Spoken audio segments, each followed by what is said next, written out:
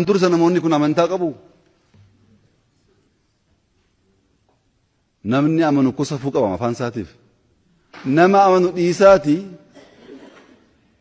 Namni balbala amantaa gahee hin beekne iyyuu areeda baasee jennaan of eeggachaa dubbata.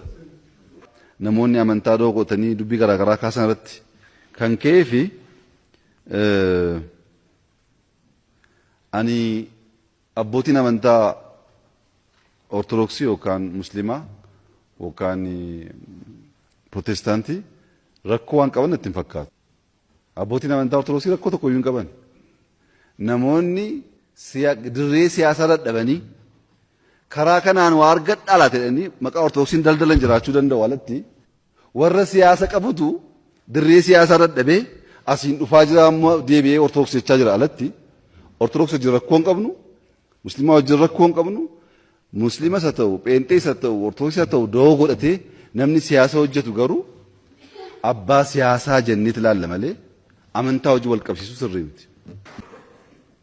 Namoota akkasii jarri kun ortodoksii jarri kun musliima jechuun sirrii miti. Itoophiyaa baay'ee jaallanna maaliif dhiigni abbootii keenya karaa bahaa karaa kaabaa lafeen isaanii waan jiruuf tokkummaa Itoophiyaaf hin hojjanna. Abbootiin keenya itti du'anii jiru.